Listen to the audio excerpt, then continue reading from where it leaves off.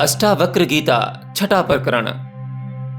गुरु अष्टावक्र ने बता दिया है कि लय को प्राप्त हो जाओ, रम जाओ, द्वैत का विचार ही ना आने दो, वहां किसी अन्य का अस्तित्व ही त्याग दो, उसे अस्वीकार कर दो।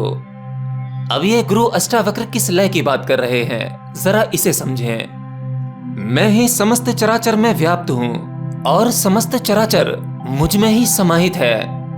अब मुझे ज्ञान हो गया है कि अब मैं ही सब कुछ हूं, तो किसका त्याग और किसका ग्रहण, यही लय है। अष्टावक्र ने इसी को लय कहा है। जब तक आप इस संसार को टुकड़ों में देखोगे, खंडों में देखोगे, तब तक आपको उस एक का ज्ञान नहीं होगा। गुरु शिष्य के प्रति सचेत होता है, वह शिष्य पर आने वाली बाधाओं से पहले ही सचेत कर देता है। आमतौर पर संसार में फंसा एक सामान्य व्यक्ति वह अपने खुद की यानी स्वयं की मनोस्थिति को नहीं समझ पाता, परंतु गुरु आपसे भी ज्यादा सचेत है। उसने स्वयं को तो जान लिया है, परंतु वह तुम्हारे बारे में भी तुमसे अधिक जानता है।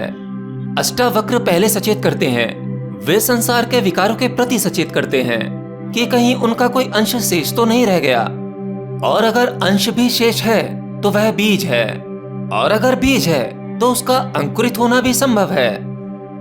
गुरु सचेतन के उस अंश को भी नष्ट करने का परामर्श दे रहे हैं। शिष्य सचेत हो गया, उसने दृढ़ता धारण कर ली और उसने घोषणा कर दी कि वह अब किसी विकार के बंधन में फंसने वाला नहीं है। अब माया उसे भ्रमित नहीं कर सकती। अब ये माया क्या है, मैं इसे अपने शब्दों में समझाता हूँ। अब तक आप लोग माया का गलत अर्थ निकालते आए हो। आप लोग सोचते हो कि माया का अर्थ ये है कि ये संसार झूठ है, मिथ्या है, इनफैक्ट ये शरीर भी झूठ है। परंतु माया का अर्थ ये नहीं है। शरीर तो है ही, इसे नकारा नहीं जा सकता। ये भौतिक संसार भी है, आप इसे भी नहीं नकार सकते। माया का केवल इतना अर्थ है कि यह अस्तित्व आपको जैसा दिखाई देता है, असल में ये ऐसा नहीं है। आप अपने बारे में जो कुछ जानते हैं वह वैसा नहीं है।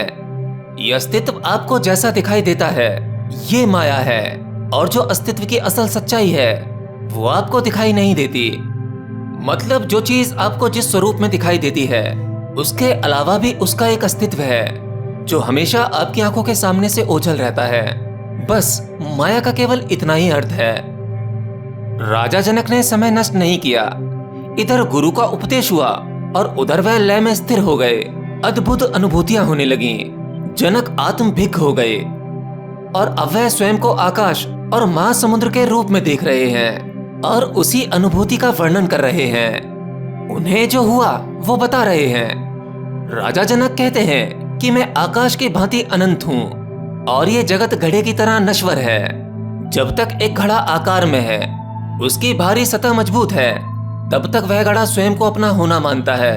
लेकिन जैसे ही घड़ा फूटता है, तब केवल पूर्ण आकाश ही बचता है।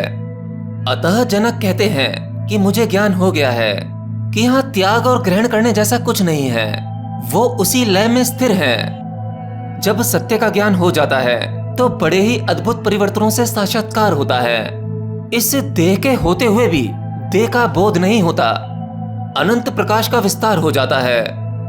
राजा जनक अष्टावक्र को संबोधित करते हुए कहते हैं कि जिस मनुष्य को सत्य का ज्ञान हो जाता है, उसकी इंद्रियां होते हुए भी सुप्त हो जाती हैं, अस्तित्वहीन हो जाती हैं। ये जनक का इंद्रियातीत अनुभव है, जहां उनकी इंद्रियां हैं तो सही, परंतु अब वे उन इंद्रियों का इस्तेमाल नहीं कर रहे। वो अपनी पांचों इंद्रियों के पार का अनुभव है, जिस अनुभव के होने के बाद संसार होते हुए भी, ये अस्तित्व साकार होते हुए भी निराकार हो जाता है। राजा जनक अपने ज्ञान को अपनी भावनाओं में लाकर कहते हैं, आहा, ये मैं हूँ, इतना अनंत जिसका कोई छोर नहीं है।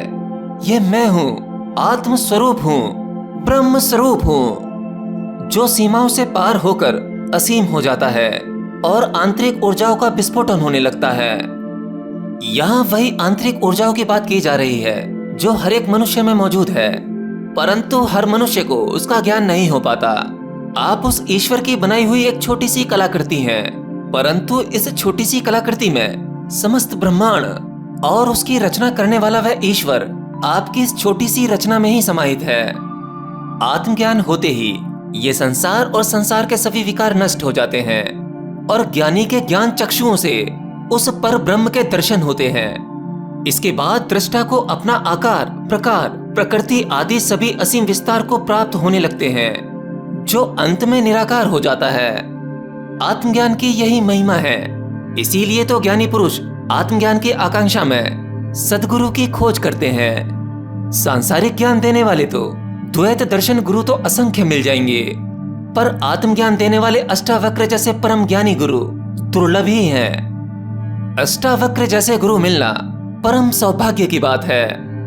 लेकिन यहाँ एक सत्य यह है कि आपकी खोज जिस प्रकार की होगी, आपकी प्यास जैसी या जितनी गहरी होगी, उसी प्रकार से आपको मार्गदर्शक मिल जाते हैं। यहाँ केवल गुरु ही श्रेष्ठ नहीं है, यहाँ तो राजा जनक जैसे शिष्य भी अति दुर्लभ मिलते हैं। जनक कहते हैं, मुझे पूर्ण रूप से ज्ञान हो गया है कि मैं सीपी की तरह हूँ और यह विश्व उस सीपी में चांदी होने के भ्रम के भांति है। अब सीपी के भीतर एक चांदी की तरह चमक होती है, परंतु वह चांदी नहीं होती, वह केवल भ्रम होता है। आप अपने जिस स्वरूप को मानते हैं या जिसे जैसा जानते हैं, वह केवल आपके लिए भ्रम है और राजा जनक को यह ज्ञात हो गया है। राजा जनक कहते हैं कि हे गुरुवर, मुझे भान हो गया है कि मैं सीपी के भांति हूँ और यह विश्व मुझ में भ्रामक रजत के रूप में दिखता है। आत्मदृष्टा होते ही द्वैत का समापन हो गया, नष्ट हो गया द्वैत। अब सब एक है, दूसरा कोई नहीं। स्वयं में सबको और विश्व को देखने की दृष्टि विकसित हो गई है और इस समस्त विश्व को स्वयं में भी देख रहे हैं। वो जान रहे हैं कि जो उनके भीतर है वही बाहर व्याप्त है। तो अष्टावक्र गीता के इस 6 अध्याय में राजा जनक ने अपने ज्ञान की अनुभूतियों को बताया।